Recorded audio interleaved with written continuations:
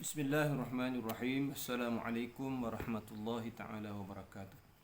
Alhamdulillahirabbil alamin wassalatu wassalamu ala rasulihil amin sayyidina Muhammad wa ala alihi washabbihi ajma'in. Rabbi shrah li sadri wa yassir li amri wa hlul 'uqdatam min lisani yafqahu qawli. Subhanaka la ilma lana illa ma 'allamtana innaka antal alimul hakim wa la haula wa la quwwata illa billahil aliyyil azim. Kenapa kita perlu belajar sirah Nabi sallallahu alaihi wasallam? Kenapa kita perlu belajar sirah? Tujuan belajar sirah yang pertama adalah untuk mengenali Rasulullah sallallahu alaihi wasallam. Tuan-tuan menanti Allah SWT sekalian, untuk kita kasih kepada seseorang, untuk kita cinta kepada seseorang, maka antara jalan untuk kasih dan cinta kepada seseorang adalah kita kenal siapa orang itu. Dan bila kita belajar sirah, kita akan kenal pelbagai sifat yang terkumpul pada diri Rasulullah sallallahu alaihi wasallam. Allah Taala sebut dalam Al-Quran, laqad kana lakum fi Rasulillahi uswatun hasanah.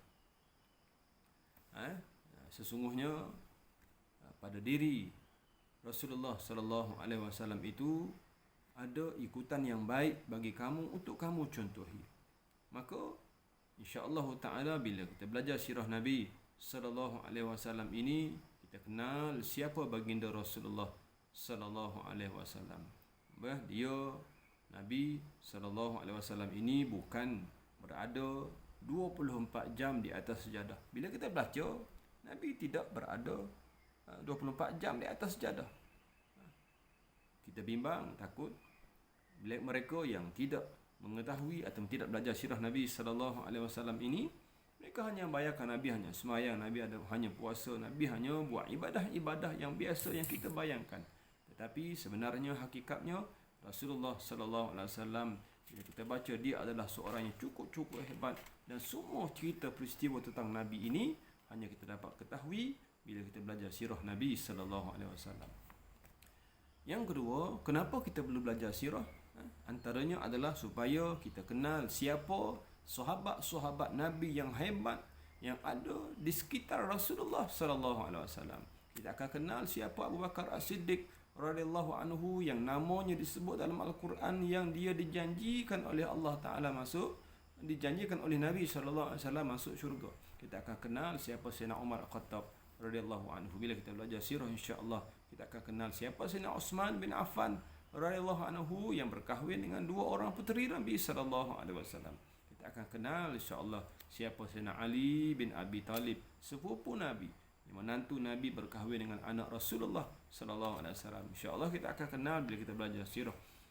Siapa Talhah bin Ubaidillah, siapa Zubair bin Al-Awwam, siapa Abdurrahman bin Auf. Kita baca sirah, dalam sirah mencatatkan bagaimana para sahabat ini digambarkan kesungguhan mereka mempertahankan Nabi sallallahu alaihi wasallam. Kita akan tahu sebabnya kenapa mereka sanggup mempertahankan Nabi sallallahu alaihi wasallam, dan sejauh mana kasih mereka kepada Rasul sallallahu alaihi wasallam. Cerita mereka ini, sahabat-sahabat ini, hanya kita akan dapat tahu melalui sirah Nabi ataupun sirah para sahabat. Kita belajar sirah, kita akan tahu kisah-kisah mereka.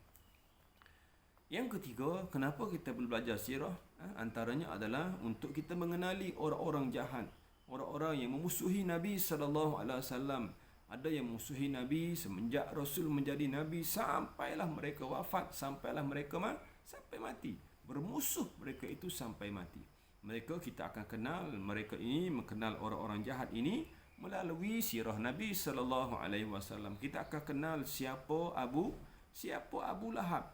Mana Allah Ta'ala turunkan surah khusus kepada Abu Lahab. Walaupun dia bapa saudara Nabi sallallahu alaihi wasallam, tetapi permusuhannya dengan Nabi cukup dahsyat.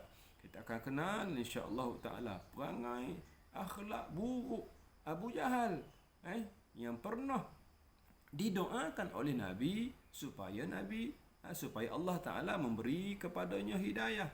Tetapi Abu Lahab ini orang yang Allah Azza wa Jalla tutup pintu hatinya. Tutup pintu hatinya. Abu Jahal sanggup membelanjakan hartanya, pemurah dia, tetapi pemurah dia hartanya digunakan untuk menentang Islam. Kita akan kenal siapa Abu Jahal bila kita belajar sirah Nabi sallallahu alaihi wasallam. Kita akan kenal siapa Umayyah bin Khalaf. Siapa Umayyah bin Khalaf. Orang-orang jahat yang ada di sekitar Nabi sallallahu alaihi wasallam. Kita akan kenal siapa Ubay bin Khalaf, satu-satunya orang yang dibunuh dengan tangan Nabi sallallahu alaihi wasallam. Dialah seorang daripada orang musyrikin Mekah yang dibunuh oleh Nabi sallallahu alaihi wasallam. Ada cerita dan peristiwa berkaitan dengan Ubay bin Khalaf. Bila kita belajar sirah ini, kita akan kenal orang-orang jahat yang ada di sekitar Nabi. Kita akan kenal anak-anak mereka. Ada sebahagian daripada anak-anak orang jahat ini yang masuk Islam. Contohnya Abu Jahal, ada anaknya Ikrimah masuk Islam. Ini ada kisah-kisah dalam sirah. Baik, yang keempat, yang seterusnya, kenapa kita perlu belajar sirah Nabi sallallahu alaihi wasallam? Antaranya adalah supaya kita mengetahui rahsia cerita sirah di sebalik satu-satu surah. Kenapa kita kena belajar sirah? Antaranya untuk kita mengetahui apa cerita rahsia sirah di sebalik surah. Contohnya, ada kisah cerita di sebalik surah Al-Kafirun. Ada ceritanya yang tersendiri. Ada kisah cerita di sebalik surah Al-Masad. Ada ceritanya yang tersendiri. Ada kisah cerita di sebalik surah Al-Humazah. Wailul likulli humazatil lumazah. Ada cerita, ada kisahnya yang tersendiri. Bila kita belajar sirah, kita akan tahu kisah peristiwa yang ada di sebalik surah Al-Alaq. Iqra' bismi rabbikal ladzi khalaq. Ada cerita di sebaliknya berkenaan dengan wahyu berkaitan dengan Abu Jahal pada ayat yang ke-9 sehingga ayat yang ke-19. Ada cerita berkaitan dengan Abu Jahal. Ini semua peristiwa ini ataupun sirah ataupun cerita ini di sebalik surah-surah dalam Al-Quran kita hanya dapat tahu melalui bila kita belajar sirah Nabi sallallahu alaihi wasallam. Yang seterusnya, kenapa kita kena belajar sirah? Supaya hati dan jiwa kita menjadi tenang, supaya lahir dalam hati jiwa kita rasa syukur pada Allah Subhanahu wa taala. Ketenangan ini dapat insya-Allah taala Allah akan tanam dalam diri kita bila kita mengetahui ada orang lain yang lebih susah daripada kita. Yang diuji dengan ujian yang lebih berat daripada kita. Bila kita susah, bila kita sukar, bila kita diuji dengan ujian, kita baca sirah, kita akan dapat tahu bahawa Nabi SAW lebih susah daripada kita. Para sahabat Nabi yang ada di sekitar Nabi SAW lebih susah daripada kita. Mereka ini diuji dengan pelbagai ujian. Ada yang mati dibunuh, ada yang disiksa sampai mati. Khabbab al-Arat antara sahabat Nabi yang mana disiksa oleh orang musyrikin Mekah, dan kesan penyiksaannya itu ada di tubuhnya sampai mati. Ini sebahagian daripada kisah ataupun perkara yang kita dapat tahu bila kita belajar sirah. InsyaAllah bila kita tahu ada orang yang lebih susah, lebih sukar daripada kita, dia memberi ketenangan kepada kita. Nabi SAW sendiri pun mengalami kesedihan, di mana sirah menceritakan Allah Azza wa Jalla di saat kekasih baginda Rasulullah SAW sedih, maka Allah Ta'ala hiburkan hati jiwa Nabi dengan peristiwa Isra' dan Mi'raj. Dan peristiwa itu Nabi bertemu dengan Nabi-Nabi yang terdahulu. Nabi-Nabi yang terdahulu yang mana Nabi dapat tahu bahawa Nabi-Nabi yang terdahulu pun menghadapi kesusahan yang lebih dahsyat daripada baginda. Maka jiwa Rasulullah SAW tenang bila mengetahui Nabi-Nabi yang terdahulu pun menghadapi kesusahan yang sama dalam berdakwah. Maka oleh kerana itu, kita pada hari ini, kalau kita diuji dengan ada sedikit kesusahan, pun kita sabar insya-Allah Ta'ala, kerana kita tahu ada orang yang terdahulu yang lebih susah daripada kita. Dan yang terakhir, kenapa kita perlu belajar sirah Nabi sallallahu alaihi wasallam? Antaranya adalah supaya kita memahami kesan sekiranya seseorang itu mengamalkan Islam. Kita belajar sirah, kita akan dapat tahu apa kesan sekiranya seseorang itu ataupun satu-satu masyarakat mengamalkan ajaran Islam. Dari segi individu, kita mungkin ambil sirah yang berlaku kepada Sayyidina Umar Al-Khattab radhiyallahu anhu, yang mana daripada orang yang berakhlak yang tidak berapa baik.